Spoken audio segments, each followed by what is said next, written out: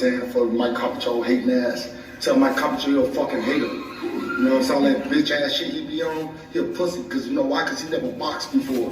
They sitting there motherfucker, they sitting there talking shit about us, but they never even boxed before. I'm not judgmental on y'all sites or whoever. I just know for a fact that, you know, I do get a lot of people that write me. They always telling me about, you know, the only people that don't really put y'all on y'all list is ESPN. And I'm like, okay, that's cool, you know. Jermell Charlo previously said this, and still Jermell Charlo is not on the top 10 ESPN list. Roll the clip.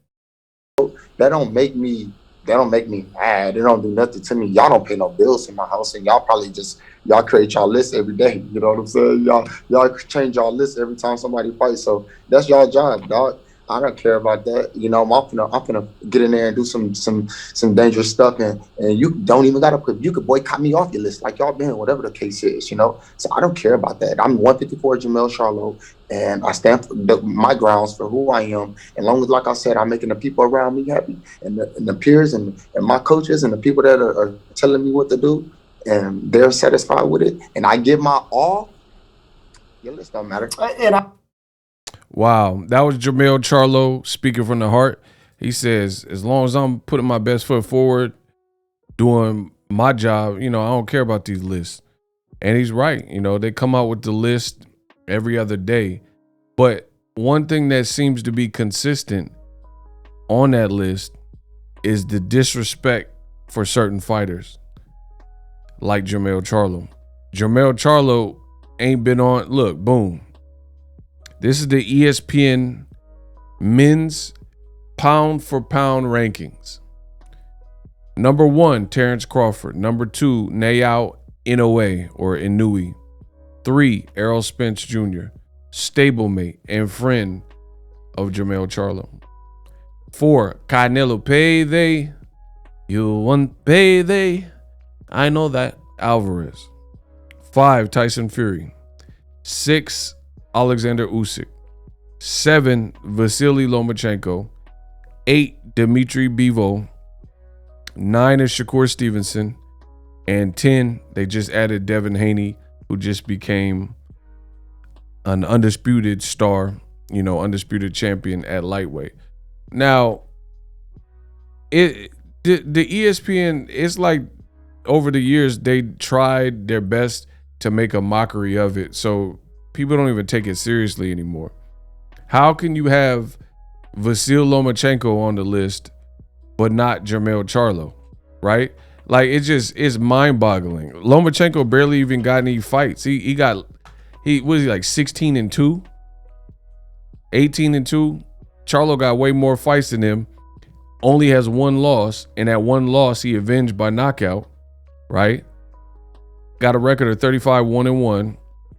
The draw was to Castano, and he avenged that by knockout.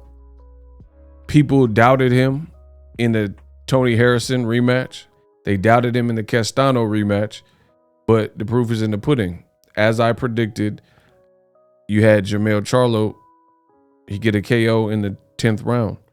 You know, I figured Jermell would make the adjustment. So it's mind-boggling. You know, we look at Lomachenko, and he loses to Salido. He don't ever have to rematch Salido.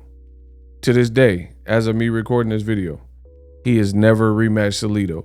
Gary Russell gave him a pretty tough fight, dropped him, didn't get credit for it, right?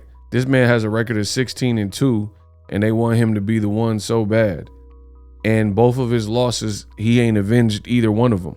So if we're talking pound for pound, what is the criteria? Jermell Charlo has all the belts in a stacked division, 154. Lomachenko has 0 belts. His last performance was Richard Commey, and he was trying to stunt, thinking he was Roy Jones Jr. and showboat, and then he ended up not being able to stop Richard Commey, who got stopped early by Teofimo Lopez, the guy that beat Lomachenko. Meanwhile, the max competition for Jermell Charlo's style was thought to be Brian Castano. Some people even said Castano should have won the first fight. it ended in a draw. Some people had Jermell win it. Either way, we knew it was a good fight. And the outcome was Jermell Charlo stopping by knockout Castano. So what is the criteria? The one loss and one draw that Jermell Charlo has, a black fighter from Houston, Texas, he was almost obligated to set the record straight with Tony Harrison, and then he knocked him out. I was there in Ontario, California. Then another fighter, Castano, that gave him a run for his money or whatever you want to call it, and there was controversy. He came back and stopped him. Lomachenko, he keeps getting praised and put on the pound for pound list. You know, he's entering in at number 7, and he don't even have 20 fights. He's never avenged any of his losses.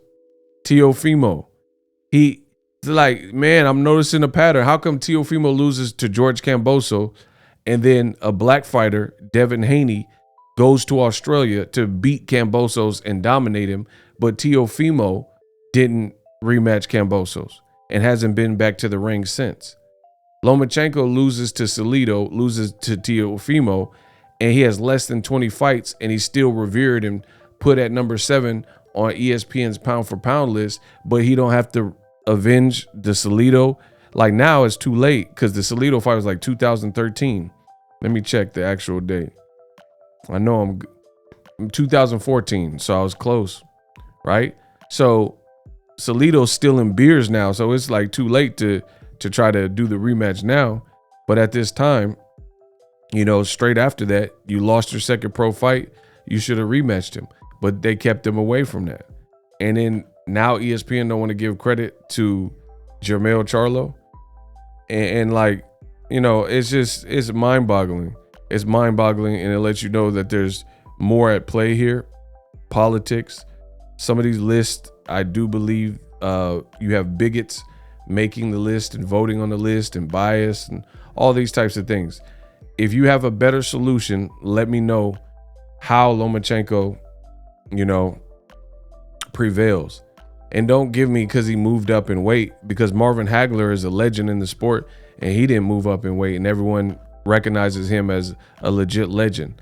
So I'll leave you guys with that. Let me know how Jermell Charlo still ain't on the list.